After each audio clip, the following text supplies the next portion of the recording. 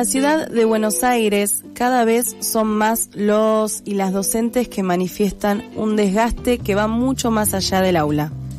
Las condiciones laborales en las escuelas tienen consecuencias directas en el trabajo cotidiano y principalmente sobre la salud física y mental de quienes sostienen el sistema educativo. A lo largo del año fuimos hablando sobre las distintas problemáticas que las y los trabajadores tuvieron que enfrentar y superar para poder llegar a fin de mes. La precarización en los salarios que obligaron a tomar más horas de trabajo, lo cual también implica mayor trabajo extra, fuera del horario escolar, para planificar, corregir, tener reuniones, y las malas condiciones de los edificios que en muchas ocasiones no colaboran con el buen desempeño de las actividades. Todo esto lleva a convivir con mayor estrés, menos tiempo de descanso, mayor agotamiento mental, que de a poco se van naturalizando, pero que lentamente empujan a las docentes a un límite. En estos días, ADEMIS, la Asociación Docente, presentó un informe sobre la salud docente en la ciudad de Buenos Aires que pone en palabras esta realidad. Realmente pone en palabras de los protagonistas, porque el informe abarca una encuesta respondida por 500 docentes que permite vincular directamente las condiciones laborales con el aumento de enfermedades físicas y mentales en este ámbito. Le preguntamos a Mariana Escayola, secretaria de prensa de ADEMIS, sobre esta situación. Específicamente le preguntamos qué fue lo que lo llevó desde ADEMIS a realizar este informe y qué señales podían observar en las escuelas y en los docentes principalmente.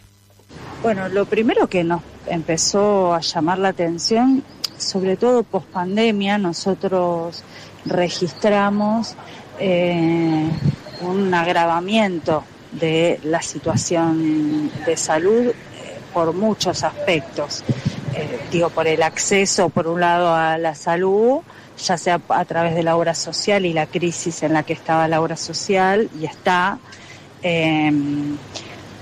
como por una avanzada del gobierno en la quita de derechos, la implementación de una plataforma digital para la justificación de los días que despersonaliza y que además coloca en el agente la responsabilidad de cargar y gestionar su propia licencia, y por otro lado con cómo las condiciones de trabajo se agravaban, la crisis social, la necesidad de tener 2 hasta 3 cargos, incluso trabajos por fuera de la docencia.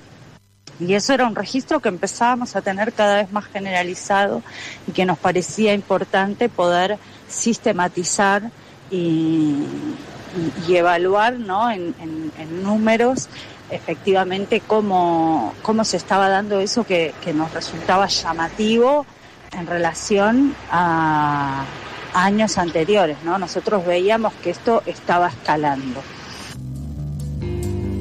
Mariana nos comenta que casi todo ADEMIS trabaja dentro de escuelas o cerca, con lo cual les resultaba evidente la necesidad de una mirada más atenta, porque los datos que les llegaban del gobierno no coincidían con la realidad. Y así tomaron la decisión de realizar este trabajo en conjunto con el equipo del Taller de Estudios Laborales.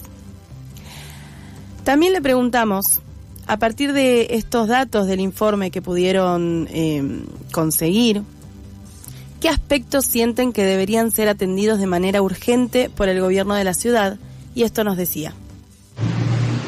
Bueno, lo primero es, que los resultados son alarmantes, aún sabiendo nosotros que los números que íbamos a encontrar o que la realidad era preocupante, pero nos sorprendió. El equipo de salud también, todos quienes estuvimos llevando adelante este trabajo, nos encontramos con una realidad peor de lo que pensábamos que íbamos a encontrar. Y ahí hay varias cuestiones, ¿no? Hay una que tiene que ver con las condiciones de trabajo y cómo eso nos afecta a la salud, que creo que es central, y en ese punto en específico el problema del salario, porque los bajos salarios, la pérdida salarial de los últimos años, te diría del 2016, 17 en adelante, es tremenda, y se viene acumulando gobierno tras gobierno y crisis tras profundización de la crisis, que lo primero sería atacar el problema del salario y de las condiciones de trabajo. De la mano de eso, el maltrato por parte del gobierno en el tema de el acceso a las licencias cuando te enfermas. Y digo, hay otra cuestión que tiene que ver con el acceso a la salud.